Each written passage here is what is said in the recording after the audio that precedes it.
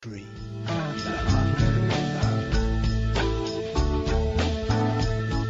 Amigos, ¿cómo están? Bienvenidos a Radio Uruguay, bienvenidos a La Máquina de Pensar. ¿Cómo andan? ¿Cómo lo están pasando? Espero que bien. Arranca La Máquina de Pensar 2003, aquí en la Ciudad Vieja, en Radio Uruguay, con Jorge Pozzi en controles de emisión, con el Flaco Germán en la puesta a punto. Arranca rapidísimo. Estamos escuchando un poema en inglés, obviamente, con acento británico, dice aquí, de el árbol del veneno, el árbol envenenado, A Poison Tree, de William Blake, que es nuestro autor de esta semana. Y para arrancar ya mismo y no para hablar con nuestra invitada de hoy, que tuvo la gran amabilidad de esperarnos. Ella vive en España, donde aquí son las 20 horas y allá son las 1 de la mañana. Le damos la bienvenida a la profesora Ana Carrasco Conde. ¿Cómo andás, Ana? Pues muy bien. Bueno, la verdad es que la 1 de la mañana para hablar de William Blake, teniendo en cuenta la oscuridad y ciertos aspectos nocturnos y oscuros que vamos a tratar, queda perfecto. Así que encantada de estar con vosotros. Y bueno, también deciros que muchísimas gracias por la invitación a ti, Pablo, a Gustavo y a todo el equipo por el trabajo que está haciendo. Ana Carrasco Conde, ella es profesora en la Universidad Autónoma de Madrid, bueno, tiene muchos premios, tiene muchas especializaciones, es una persona, obviamente lo tuyo es la filosofía, pero planteas en un momento que profundizás en el mal, lo monstruoso, lo grotesco de la historia. Actualmente investiga las influencias y desarrollos del idealismo en el pensamiento contemporáneo, Zizek, entre otros. Zizek, una película que recomendamos aquí en La Máquina de Pensar y podemos recomendar ahora, es la última, la del código, la de la guía la guía pervertida del cine, sí. No, la guía ideológica para pervertidos, creo que es la última. Es la última, que también habla del cine, ¿no? No sé si la viste, estaba impecable. ¿La viste? Sí, la verdad es que sí, perfecto. Además también, de hecho, muchos de los temas que toca Zizek tienen que ver con un margen de la tradición de pensamiento, que no tiene que ver con el discurso imperante, que engarza con muchos de los planteamientos de William Blake, curiosamente, ¿no? A ver si hoy...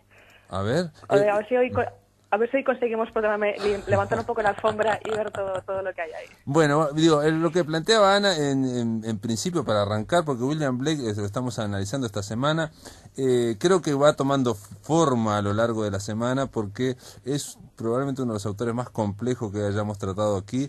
Estamos hablando todos los días sobre él y cada uno va poniendo, digamos, un trazo en esa pintura para tratar de explicar, de llevar, digamos, a los amigos de La Máquina de Pensar cómo era este hombre, que tiene muchas puntas. Por ejemplo, se habla de que alguien que era un visionario, se habla de que a la vez era un hombre comprometido con su tiempo, de que era un radical, un revolucionario, por lo menos muy simpatizante de los revolucionarios, era a la vez un artista total, a la vez era alguien que era imprentero, era pintor y era escritor al mismo tiempo.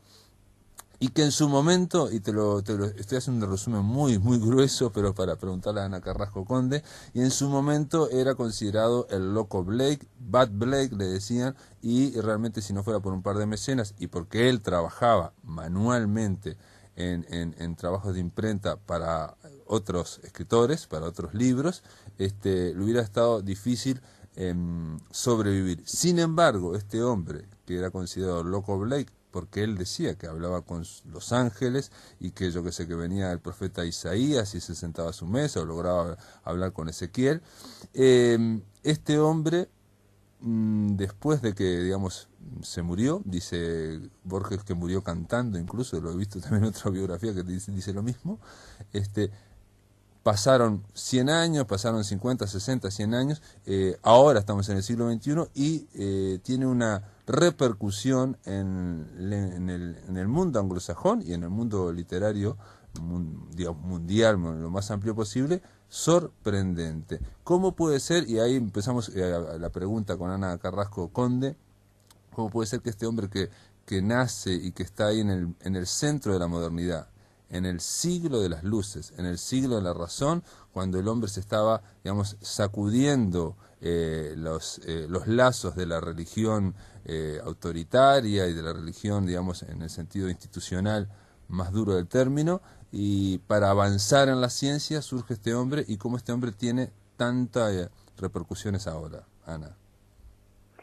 Bueno, en primer lugar, voy a retomar dos de las temas que has sacado en esta presentación, cuando has hablado de tantas perspectivas para abordar a Blake. En realidad no son tantas perspectivas, porque justamente ese carácter de dar un rasgo por aquí y un rasgo por allá, lo que hace es que parezca un autor con muchísimas caras que hacen que sea muy difícil abordar por dónde va. Y por dónde va tiene que ver con el segundo de los elementos que quiero destacar, de lo que acabas de decir. He dicho, ¿cómo es posible que un genio así, que una persona así, que estaba en el centro de las luces, ¿no? de la ilustración, de la modernidad, haya tenido este peso en el siglo XX, en el siglo XXI también, en los años que estamos viviendo ahora mismo, cuando estaba silenciado? La respuesta a esto es relativamente sencilla, y justamente esta sencillez a la hora de abordar no tanto lo que dice Blake, sino desde dónde lo dice, implica que Blake se sitúa en una tradición contra la modernidad y contra la ilustración. Y es eso lo que justifica y explica esa capacidad que tenía de ver visiones, esa unión de pensamiento y arte, o como dice Carlos Javier González Serrano, ¿no?, de esa filosofía pictórica. Todo tiene que ver con esa oposición a la razón y a lo que podemos denominar a un posicionamiento en el lado oscuro de la modernidad. De hecho, hay que sí, perdóname. No, dale, sí.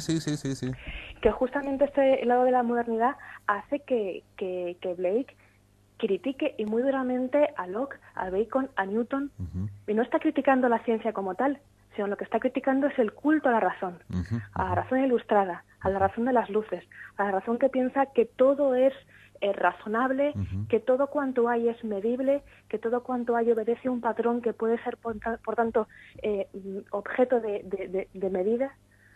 Sí, es un poco, digamos, a ver, para no pasarnos para un lado y para el otro. Blake, en realidad, te pregunto también o te comento, lo que critica es el poner la razón por encima de todo, el que la razón domina absolutamente todo, y la idea muy del siglo XVIII, digamos, que la razón, el siglo de las luces, es una luz, y si entramos con esa lámpara de la razón, iluminamos todos los rincones de la casa, todo quedará iluminado, todo quedará bien y quedará clarito. En tu metáfora, que es una metáfora no solo tuya, Ana, este hombre defiende, digamos, el lado oscuro de la modernidad, pero no es que lo defienda, es que dice, miren que eso existe, no se puede evitar. Claro, bueno, la metáfora del conocimiento de lo oculto es de Chesterton, por cierto, en el sobre Blake. Pero cuando digo que hay una crítica a la modernidad y una crítica al culto a la razón, no es una crítica a la razón en sí misma, sino una razón que ha apartado del discurso lo que es la imaginación. Justamente la imaginación es aquello, por cierto, que hace que luego la corriente de los poetas románticos ingleses del lado de Coleridge, por ejemplo, de Wordsworth, lo tomen como referente, porque es la imaginación la que permite ir más allá de la apariencia de las cosas y mostrar aquello que no es visible.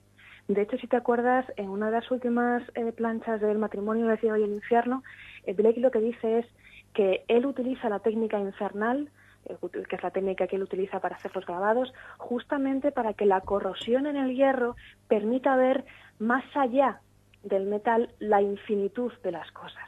Es decir, que la razón nos impide, porque justamente limita, nos pone cadenas, y de hecho ha considerado la imaginación como algo que simplemente es una ficción, una fantasía, algo que es mentira, y la imaginación, tal y como debe ser concebida, según Blake, tiene que ver con aquella facultad que nos permite ir más allá de lo aparente. Claro. En ese sentido, por ejemplo, frente al modelo ilustrado racional que encontraríamos, por ejemplo, en Newton, que aboga por lo homogéneo, por lo que da uniformidad, por el patrón, ¿no?, como decía antes, justamente por el patrón que es medible por la ciencia, y por tanto por lo colectivo, justamente lo que Blake está hablando es de la imaginación como un mecanismo de individuación, de heterogeneidad, de alternativa, de diferencia, de imposibilidad de atar las cosas. Y esta idea de imposibilidad de encadenar lo que realmente es, hace que justamente su pensamiento sea revolucionario, porque justamente Inglaterra lo que ha estado haciendo es no seguir los pasos de la Revolución Francesa y establece una serie de cadenas que por cierto es una metáfora que él utiliza cuando habla de la Revolución Americana, hay unas cadenas que simbolizan el yugo de esa razón que no ha permitido que los hombres sean realmente libres. Él en un momento creo que incluso dice las cadenas del pensamiento, en un poema en Londres. Lo que está claro cuando decís que la imaginación es algo individualizante, digamos, es que la imaginación es algo personal, ¿no? Es algo que no es algo que se pueda plantear a nivel masivo, porque todos, y esa es una maravilla que tiene el ser humano, todos tenemos imaginaciones diferentes, personales, ¿no? O sea, y él al poner la imaginación por encima de todo, incluso la pone, la eleva a un plano divino, porque hay que plantear que él siempre está hablando a un nivel, digamos, mitológico. Un detalle que tiene que ver con esto, él está en contra de esa identificación entre la razón es igual al bien y la energía sería igual al mal. Él dice que el mal es necesario porque la energía es lo que mueve el mundo. Claro, justamente además piensa que cuando está hablando de la técnica infernal, está hablando en todo caso de esa potencia de cambio que supone la imaginación. Y bueno, es también muy curioso que justamente las mitologías que él se inventa tienen que ver con esa ruptura del sistema que le permite que al individuo le sea más fácil romper las cadenas del yugo del Estado, ¿no? Y también son cadenas mentales también, ¿no? Cadenas del pensamiento, ¿no? Son cadenas de pensamiento. De hecho, una de las críticas que le va a hacer a Swedenborg, que sabes que es una de sus grandes lecturas, es que él dice haber hablado con los ángeles, pero limitado por la luz de la razón, de una razón evidentemente diferente que la ilustrada, no tenía seguramente nada que ver, no ha hablado con los diablos. Y justamente los diablos o los demonios son aquellos que permiten realmente entender la infinitud de las cosas. Lo que va a hacer Blake, dado que pone la imaginación por encima de la razón, es construir una nueva comprensión de la realidad en virtud de la cual hay una inversión de los valores dados. Eso quiere decir que el mal es bueno en el sentido de que ofrece justamente esa energía que nos posibilita ir más allá de las cosas, y el bien significa someterse al yugo. Él dice acá, en concreto, en el matrimonio del cielo y el infierno, al empezar en ese sentido es muy accesible y muy directo en comunicar. Lo que pasa es que lo que está comunicando es algo que choca con muchos, me parece a mí, por lo menos a mí como lector, me choca con determinados prejuicios o esquemas que tiene uno, ¿no? Cuando él dice que la energía llamada mal no procede sino del cuerpo, eso es un error, digamos, y que la razón llamada bien no procede sino del alma. Entonces aclara, y aclara y dice, la energía es la única vida y procede del cuerpo, y la razón es el límite o la circunferencia de esta energía. Y entonces de que es necesaria las dos, es necesaria la energía y la razón para avanzar, pero no una a costa de la otra, o no condenando una a la otra, ¿no? En el siglo de las luces, en el siglo XVIII, en ese siglo en que, digamos, es el nacimiento de la modernidad, y donde se tiran abajo muchos íconos, donde se tiran muchas estatuas abajo, ¿no? Se endiosa a la razón, se endiosa a un solo polo, ¿no? Y digamos el siglo XX, y esto te pregunto ahora vos como profesora de filosofía, ¿no tendrá que ver digamos, éxito, revival de Blake en el siglo XX con los desastres que ocurrieron en el siglo XX por desarrollar solo al lado de la razón?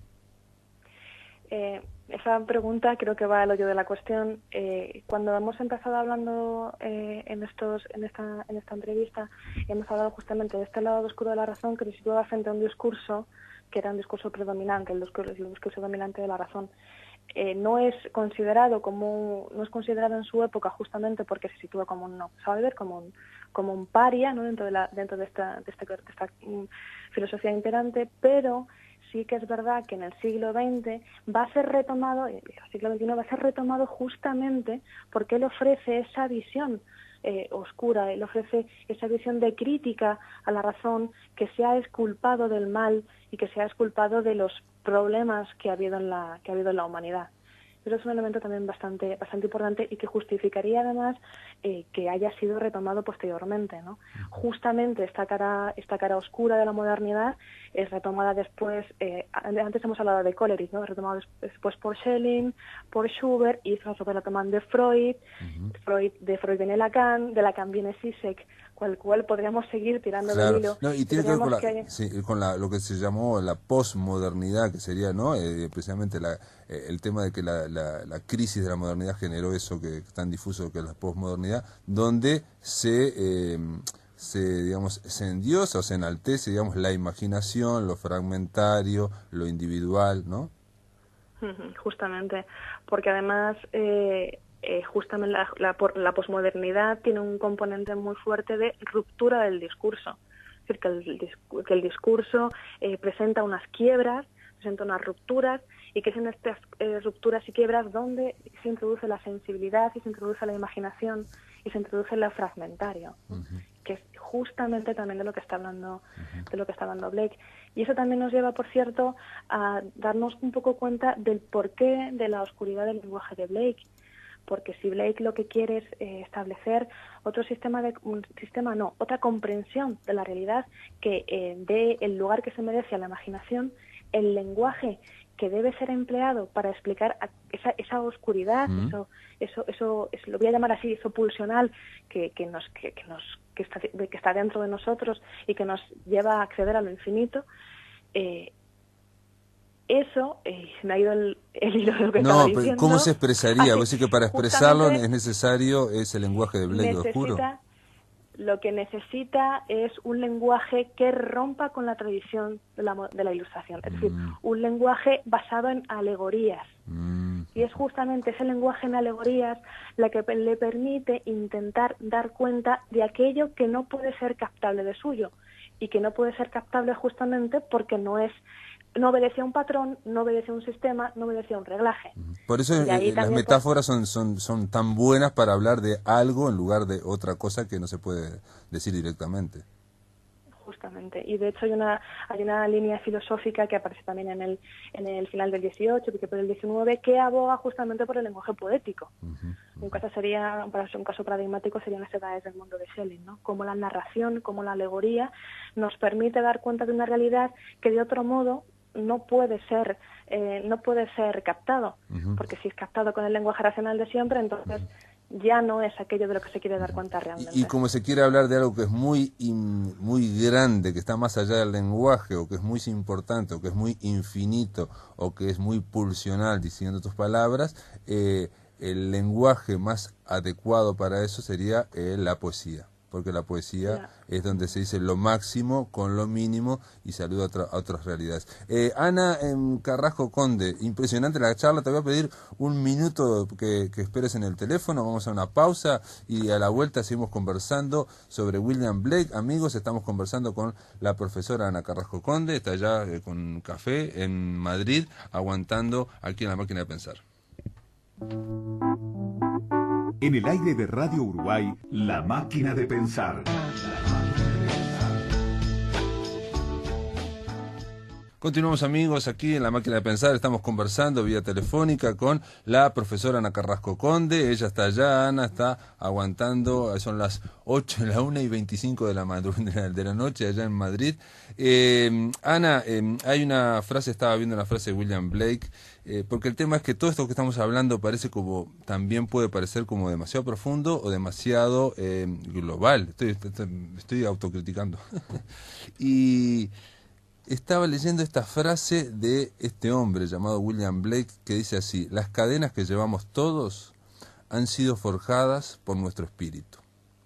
Y recordé una frase, por el tema de cuán actual puede ser. Recordé una frase de Kafka, y fui ahora a buscarla en internet, que dice así Kafka: las cadenas de la humanidad torturada están hechas con papel ministerial, ¿no? Con papeles de oficina. Y que obviamente quienes le damos la fuerza somos todos nosotros a respetar esos papeles ciega y devotamente, ¿no? ¿Qué quiere decir Kafka? Digo para hablar de algo que también Blake de alguna forma está hablando de algo que nos atañe a todos en nuestra vida cotidiana. Claro, porque el canto de Blake es un canto justamente a ese romper las cadenas, a ese atreverse a romper con unas cadenas que han sido impuestas por un discurso, por una narración que es la que nos ha impuesto la religión oficial. Piensa que además Blake lo que hace, él es muy creyente, pero es un creyente a su manera. De hecho, él hace la separación, esto lo habréis tratado en todos los programas, ¿no? Hace la separación del Dios del Antiguo Testamento, el Elohim, del Dios de la justicia, y el Dios del Evangelio como Jehová, que es el Dios misericordioso. Y lo que hace justamente es mostrar cómo Jesucristo es un revolucionario que trae la guerra, que trae la espada y que atenta justamente contra el decálogo del Antiguo Testamento, para romper con ese Dios de la ley que es un Dios opresor. De hecho, lo que va a decir es que todos vivimos en un mundo dominado por esta tiranía contra la que hay que luchar. Él lo dice así, pero con otro lenguaje, justamente por lo que estábamos comentando antes de la alegoría.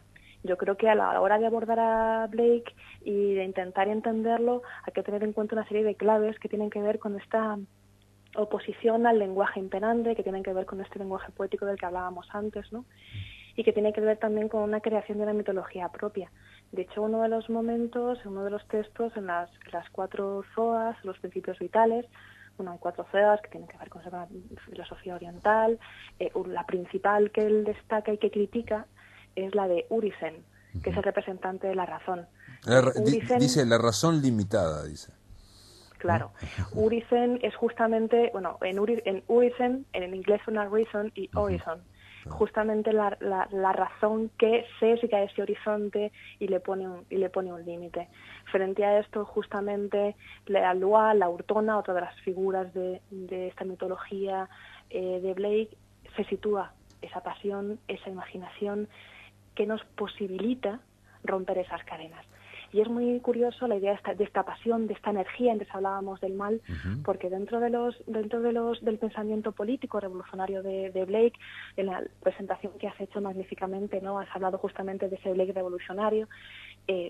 Blake lo que hace es mostrar un poco, invirtiendo el modelo que aparece en El paraíso perdido de Milton. Hay un momento también en El matrimonio del cielo y del infierno que dice, bueno, Milton en el fondo quería decir esto, pero no lo dijo, ¿no? Pero yo lo voy a poner en su sitio. Sí. Y dice que justamente los buenos en la película son los demonios. Los buenos en la película es justamente Satán. Y los ángeles son aquella fuerza negativa, aquella fuerza de atenerse a lo dado, de vivir en las cadenas, que son las fuerzas monárquicas, que es una cosa muy curioso, ¿no? De hecho, en esta idea del ángel y de la cadena, hay otra plancha en El matrimonio del cielo y del infierno que dice que justamente el ángel es aquel que se presenta con la arrogancia insolente del razonamiento sistémico, ¿no? Sí, dice exactamente eso. Yo lo leí hace 2 días, pero lo leo de nuevo. Dice, siempre me ha parecido que los ángeles tienen la vanidad de hablar de sí mismos como si solo ellos fueran sabios. Lo hacen con una confianza insolente que nace del razonamiento sistemático. Yo creo que también en esa cuestión, te lo pregunto, por el tema de la mitología, estuve leyendo un ensayo, no me da para tanto, por eso pregunto, que esa mitología que es tan compleja, o ha resultado ser tan compleja de Blake, el ensayista decía lo siguiente, es que no está terminada porque Blake no quería tampoco hacer un sistema cerrado. Sí, claro, no quería hacerlo porque si no sería repetir el mismo error de la razón. Él presenta una comprensión que tiene que ver con nuevas figuras mitológicas que él intenta explicar a su manera y que por supuesto son muy complicadas porque suponen es un mix de influencias diferentes, ¿no? De las leyendas artúricas, de las leyendas orientales, de la mitología celta, bueno, y justamente estos mitos engarzan con el movimiento de lucha, que es lo que hablábamos antes de la revolución. Por cierto, que antes no he terminado de decirte que los ángeles representan la monarquía, pero son los demonios, los buenos, los que representan a los republicanos, por cierto. Y es una cosa muy curiosa porque también hay autores que se han dedicado a la obra de Blake que dicen que justamente su obra sobre la Revolución Francesa, que al final no se vio publicada, se debe a que justamente Blake está diciendo que en la Revolución Francesa hay que atacar al imperio británico porque está estamos dentro del orden de los ángeles, del orden del tirano, de la opresión, y son los demonios los que nos pueden ayudar a ir más allá en ese canto a la libertad. Pero de todas formas te pregunto, él cuando dice una y otra vez que es necesario el bien y el mal, y como que son dos fuerzas que no que son antagónicas, pero a la vez hacen avanzar la humanidad, y en esto que te pregunté también de que su mitología no está concluida, y en el mismo hecho también de que lo importante es la energía y la razón al mismo tiempo, me parece, te pregunto si también tiene que ver en su momento, estamos hablando del siglo XVIII, de que él no quería presentar algo que esté terminado, hecho, sino que algo que esté en evolución. En Swedenborg también se ve algo así. Digo, el tema de Bacon o este hombre como es el otro Newton, al ser tan mecanicistas te mostraban como que todo estaba, la razón nos iba a llevar, todo está perfecto, por lo tanto la sociedad funciona bien y todo está bien, entonces de alguna forma se justificaría la injusticia presente. Él no quiere justificar, quiere decir que está todo por hacer o que le falta algo para hacer. Claro. No puede estar cerrado, porque algo cerrado, un sistema cerrado implica un límite. Y justamente a Blake lo que le interesa es la infinitud. Por eso el sistema no se puede cerrar nunca. Y que implica además un horizonte realmente abierto que nos permite evolucionar y que nos permite realmente irnos del lado revolucionario, irnos del lado jacobino si quieres, y no quedarnos dentro de los sistemas de Bacon o de Newton. Lo que sí es verdad, bueno, lo voy a decir un poco así por encima para no extenderme mucho, es que este sistema y esta forma de conocimiento abierta, y relacionada además con la pregunta que me has hecho en un primer momento sobre el bien y el mal, tiene que ver con lo que hablaba Chesterton del conocimiento del oculto, porque Blake se sitúa en el horizonte, en el ámbito de la gnosis griega, como un nuevo acceso al conocimiento. Y en la gnosis uno de los elementos fundamentales es justamente el dualismo entre el bien y el mal, que luego es tomado por el maniqueísmo y por San Agustín, que hablan justamente de los dos principios, ¿no? Bueno, San Agustín del principio, luego al final evidentemente deja los planteamientos maniqueístas, pero que aboga justamente por la existencia de dos principios necesarios, y en un momento determinado, no recuerdo muy bien dónde, creo que es otra vez en el Matrimonio, que dice que solo con la oposición, solo con el choque se avanza, ¿no? Justamente con el logos, con el pólemos heraclitiano, ¿no? Con esta guerra es como se avanza. Pero se avanza en una lucha constante que no puede ser cerrada. Por eso su narración no puede ser cerrada. Por eso lo alegórico no impone un sentido, sino que impone lo que está haciendo es que cada ser individual, a través de su imaginación, genere una imagen. Correcto. Por eso es que yo estaba pensando cuando dijiste, digo, obviamente está bien, lo de los demonios son los republicanos, los demonios son la Revolución Francesa, los ángeles son los monárquicos. No sé si era tan así. El tema es que el razonamiento sistémico o angélico, o que él dice que de los ángeles, es un razonamiento como muy transparente, donde está todo muy estable. Y él lo que quería de alguna forma era decir que no, que el mundo estaba en movimiento. Por ejemplo, tiene esta frase que dice: todo lo que existe es santo, todos los deseos, todas las pasiones, todos los placeres son sagrados. Con eso está rompiendo muchas, ¿no?, cuestiones de... Sí, porque fíjate que él también lo que está proponiendo es otra lectura de los textos bíblicos.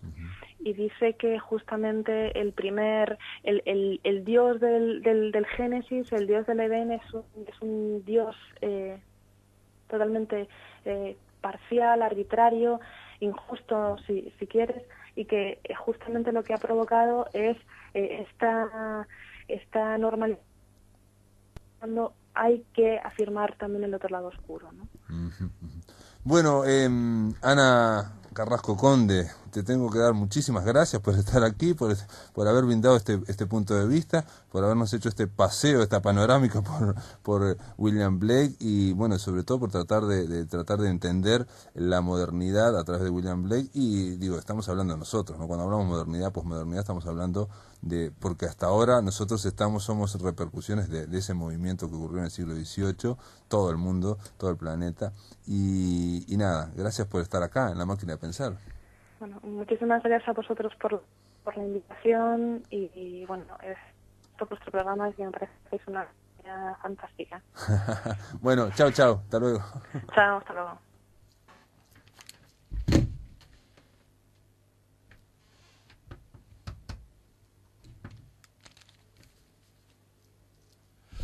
Aparentemente tenemos algún detalle ahí, me dice Jorge Pozzi, decirles amigos que William Blake también es alguien que ha sido reeditado, eso nos quedó por hablar muy recientemente en los libros proféticos, por Atalanta, por allá, por Madrid, y de alguna forma decirles que también...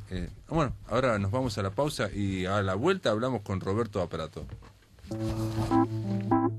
En el aire de Radio Uruguay, La Máquina de Pensar.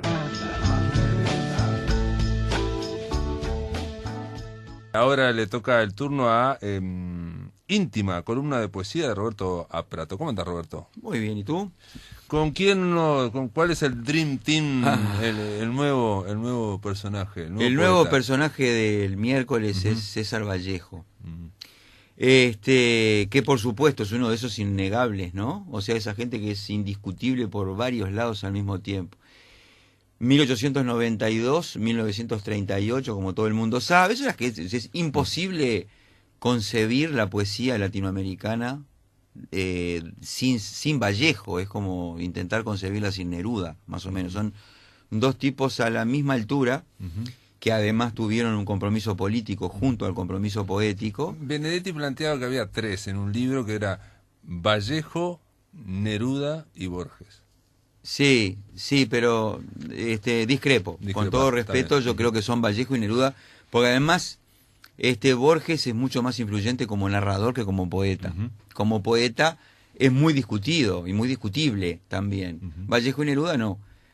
Son, por supuesto que sí, en última instancia, por supuesto. Pero Vallejo no ha hecho más que crecer, digamos, su repercusión. En cambio, Neruda, no sé si en un momento creció y me parece que después entró en... Pero son dos líneas que siguen alimentando. Claro. Te asombrarías de ver la cantidad de nerudianos que sigue habiendo por todo el continente y por todo el mundo.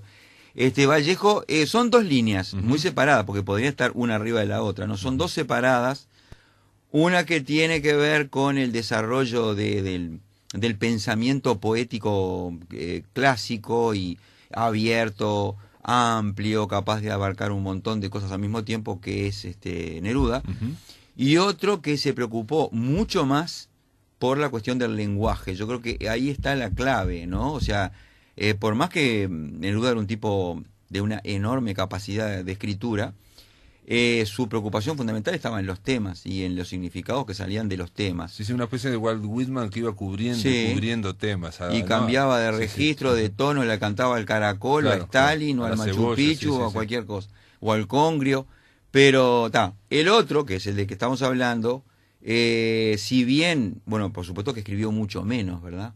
Hay 4 libros de poesía, hay otros libros de prosa y de teatro, pero los fundamentales son los famosos, además son conocidos, todos muy conocidos, los Heraldos Negros, Trilce, que es como la piedra angular de la poesía moderna en lengua castellana, 1922, la misma época, el mismo año que salió la Tierra Baldía de Eliot, el Ulises de Joyce y el Proceso de Kafka. 1922, allí partido. Impresionante ese año. Y el único latinoamericano ahí era Vallejo. Trilce partió al medio lo que venía siendo la literatura latinoamericana y la herencia de Rubén Darío y el modernismo, ahí, en ese libro, que en los Heraldos Negros lo tenía. Y después, de muerto, aparecieron España parte de mi cáliz, que da fe de su adhesión a la causa republicana y a su comunismo nunca oculto, ¿verdad? Y el otro libro al cual le puso nombre en realidad su esposa, Georgette, que es Poemas Humanos. Es decir, Poemas Humanos es una recopilación de todo lo que había hecho desde el año 31 hasta que murió, que no tenía que ver, lo que temáticamente no tenía que ver con España, aparte de mi cáliz. Claro. Pero es donde lleva adelante la beta experimental que había empezado con Trilce. Cualquiera de los dos, tanto Trilce como Poemas Humanos, yo no digo tanto. España, aparte de mi cáliz, ha sido más bien fuente de inspiración para la canción popular. ¿Pero en Poemas Humanos no también está La Masa o no? O la masa la masa está está en España. Ah, está en España. Ajá. Pero Masa, sí. Que es la que puso Biglietti, ¿no? Exacto. Es decir, hay muchos poemas que han sido musicalizados ahí. Y Massa también, No, es verdad. España apartará, ¿no? ¿Cómo es España? Aparta de mí este cáliz. Aparta de mí este cáliz. Es lo que sería una poesía comprometida con algo Total. muy, un contexto muy claro y preciso, histórico y político, Sí. pero igual da una cosa cósmica, da ¿no? una lección de poesía, si esa es la Pero poesía es que nunca comprometida. dejó de hacerlo. Si esa es la Ojalá poesía fuera comprometida, toda ojalá comprometida sí, así, ¿no? Impresionante, ¿no? Que se comprometa con algo. O sea, como decía Borges, los poemas comprometidos, si están comprometidos, que se casen. Pero digo que después, sobre todo en América Latina, hubo toda una corriente de poesía comprometida que era mucho más, si se quiere, lineal, más directa. Sí, más, que no le ha hecho ningún bien a la izquierda, digamos, digámoslo. y a la poesía capaz que tampoco. Sí, tampoco. ¿no? Y no. sin embargo, Vallejo con este poemario comprometido sí. Tiene un nivel. Sí. Voy a leer uno, que pertenece a Poemas Humanos, que es como la clave de... para mí, ¿no? Para mi lectura es como la clave de la coloquialidad, que es una de las líneas que inició Vallejo dentro de la poesía en lengua en América del Sur. La coloquialidad ya existía, pero acá es donde empieza. Es un poema que se llama Ello es que el lugar donde me pongo. Y ese es el primer verso. Ello es que el lugar donde me pongo el pantalón es una casa donde me quito la camisa en alta voz y donde tengo un suelo, un alma, un mapa de mi España. Ahora mismo hablaba de mí conmigo y ponía sobre un pequeño libro un pan tremendo y he luego hecho el traslado. He trasladado, queriendo canturrear un poco, el lado derecho de la vida al lado izquierdo. Más tarde me he lavado todo, el vientre, briosa, dignamente. He dado vuelta a ver lo que se ensucia, he raspado lo que me lleva tan cerca y he ordenado bien el mapa que cabeceaba o lloraba, no lo sé. Mi casa, por desgracia, es una casa, un suelo por ventura, donde vive con su inscripción mi cucharita amada, mi querido esqueleto ya sin letras, la navaja, un cigarro permanente. De veras, cuando pienso en lo que es la vida, no puedo evitar de decírselo a Georgette a fin de comer algo agradable y salir por la tarde, comprar un buen periódico, guardar un día para cuando no haya, una noche también para cuando haya. Así se dice en el Perú, me excuso. Del mismo modo, sufro con gran cuidado a fin de no gritar o de llorar, ya que los ojos poseen, independientemente de uno, sus pobrezas, quiero decir su oficio, y algo que resbala del alma y cae al alma. Habiendo atravesado 15 años, después 15 y antes 15, uno se siente en realidad tontillo. Es natural, por lo demás, ¿qué hacer? ¿Y qué dejar de hacer, que es lo peor? Si no vivir, si no llegar a ser lo que es uno entre millones de panes, entre miles de vinos, entre cientos de bocas, entre el sol y su rayo que es de luna y entre la misa, el pan, el vino y mi alma. Hoy es domingo y por eso me viene a la cabeza la idea, al pecho el llanto y a la garganta así como un gran bulto. Hoy es domingo y esto tiene muchos siglos. De otra manera sería quizás lunes y vendríame al corazón la idea, al seso el llanto y a la garganta una gana espantosa de ahogar lo que ahora siento como un hombre que soy y que he sufrido. Esto es una de esas cosas impresionantes que junta a la vez la relación directa con su mundo cotidiano, la necesidad de decir cosas importantes, pero con toda discreción, por otra parte, sin ningún tipo de soberbia, y el compromiso político. O sea, lo del mapa de mi España y de hablar de los panes, eso todo tiene que ver con su relación con la realidad. O sea, es concretar ese compromiso en actos cotidianos, como por ejemplo escribir poesía. Pero esa parte donde dice, no puedo evitar de decírselo a Georgette, cuando pienso en lo que es la vida no puedo evitar de decírselo a Georgette, esos dos versitos de decírselo a su mujer, o sea, con el nombre que tenía, eso es como la clave, la puerta por donde entró la poesía coloquial y la versión moderna de la poesía coloquial en Hispanoamérica. Y es curioso porque yo creo que Vallejo se habría ofendido si alguien le hubiera dicho vanguardista, porque él no estaba, por una cuestión política, ideológica, Vallejo no estaba, decía pestes del surrealismo y decía pestes del cubismo y del futurismo de todos lados porque todos le parecían degradaciones del capitalismo.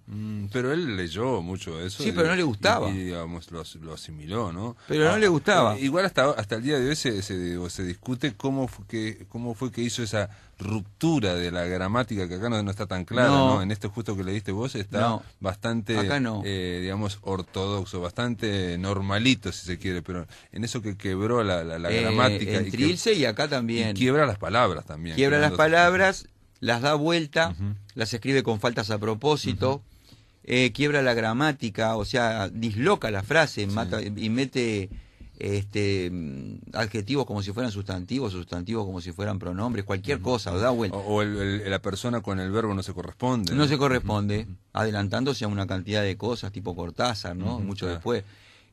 Pero yo creo, bueno, no creo yo, lo ha dicho mucha gente, que es ese esfuerzo por decir lo que no se puede decir, y aquello para lo cual la lengua castellana no estaba preparada. La emocionalidad puesta ahí y las ganas de decir algo y de nombrar lo innombrable, usando un castellano que tuvo que ser roto para poder ser dicho. Por supuesto que él no escribía con faltas. No, y también yo he leído que otra posibilidad, digo, es esta que dijiste vos, pero otra posibilidad también es la de romper el idioma, ¿no? Romper el lenguaje escrito con la oralidad. Con la oralidad peruana de su pueblo, de Perú, digamos, ¿no? Sí. O sea, con la forma, digo, nosotros cuando hablamos diferente que cuando escribimos, notoriamente, ¿no? Y se disloca, y no nos parece mal, digamos, entendemos, mientras nos comuniquemos no nos importa si el verbo no corresponde con la persona, digo, porque mientras te entiendas, es más, a veces te comunicas mejor. Es lo oral escrito. Que es una horma por la cual después vino Nicanor Parra. Claro. Y en parte también Idea, ¿no? Es decir, es el tratar de arriesgarse a no ser comprendido, porque pues, si vos dislocás las reglas de la gramática, y si vos escribís con faltas, o si vos escribís al revés, ponés estruendo mudo al revés, o Dumoneurtse en un poema de Trilce, que es el poema más, es el libro más raro de todos, ¿no? El que está... el más difícil de entender. Sí, el más hermético. Vos corres el riesgo de que no te entiendan. Y no se puede, digamos, no está admitido que uno corre el riesgo de que no lo entiendan, sobre todo si quiere hacer con poesía, y si quiere hacer poesía popular, y si quiere hacer poesía, bueno, no popular, pero sí una poesía de comunicación. De comunicación, exactamente, esa es la palabra.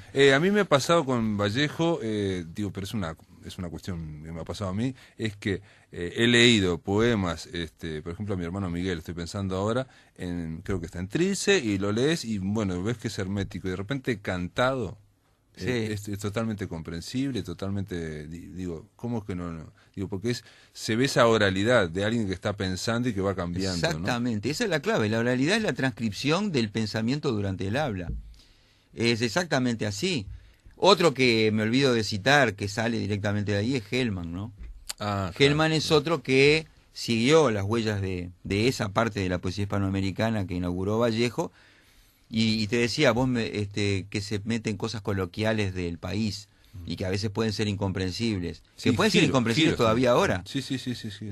Digo, en chilenos que escriben con coloquialismos para otro que no sea chileno, como Alejandro Zambra, por ejemplo, el narrador chileno, que escribe con coloquialismos que a veces no se entienden. Pero fíjate si en Neruda hay. En Neruda no hay nada de eso. No, porque es más universal o llega más, digamos, a una cuestión. A mí me pasó también una vez en España, me acuerdo, no sé, que hubo una cuestión que vino a la escuela donde estaba yo, no sé qué, vino de la embajada peruana y vino el embajador y trajeron a un declamador de poesía peruano, ¿no? Entonces él se puso a hablar y a decir los versos de Vallejo, era todo poesía de Vallejo, ¿no? Pero la forma que lo decía como si estuviera comentando, como si alguien estuviera caminando y comentando. Y era eso totalmente prístino, totalmente transparente, se entendía perfectamente, nosotros éramos chicos, todo perfecto, digo, ¿no? En la cuestión oral, ¿no? Dándole el tono también del pueblo, no sé qué, peruano. Sí. Un hombre pasa con el pan al hombre. Ay, ¿te acordás? Sí, va diciendo claro. así. Sí. Hoy después escribí sobre mi doble. Que uno le pasa con el pan al hombro. O sea, una capacidad... Bueno, es una persona que cuando uno lee su poesía se da cuenta que es una persona que sufrió mucho. Y, ¿no? y vos lo vinculás con alguien joven también de la literatura, bueno, franco-uruguaya, que es Lautréamont, ¿no? Lautréamont en el sentido de... Claro, hay una parte de su poesía que la vinculo por el lado de un lenguaje que lo acerca hacia lo maldito, ¿no? O sea, que no es una pose, ¿no? O sea, porque eso también se ha visto, ¿no? Aquel que posa, Sí, medio dark. No, Claro. no. O sea, es más bien por lo que te decía yo, ¿no? Esa expresividad tan fuerte, No, y aparte cierta uno se puede acordar fantasmagoría o cierta también, ¿no? Sí. Pero, ¿cómo es? Cierta, habla del tema infernal, también lo dice Gesualdo en un momento, ¿no? Pero bueno, Diego Teixeira, se nos fue el tiempo, simplemente para invitarlos, mañana este libro va a ser presentado, mañana jueves, a las 19:30 en Punto de Encuentro, ahí en la Dirección de Cultura, en San José 1116, esquina Paraguay. Va a haber unos poetas hablando, va a estar Diego Teixeira, se va a vender el libro también a precio promocional. Precio promocional, sí. Así que están todos invitados. Gracias por estar acá. Bueno, gracias por invitarme. Amigos, se termina La Máquina de Pensar. Mañana vamos a recibir al escritor argentino, Pablo Judkowski, que viene a presentar una novela editada en Argentina, pero la va a presentar aquí este viernes. Vamos a estar con Pablo y con la gente de la editorial. Que lo pasen muy, pero que muy bien. Hasta mañana.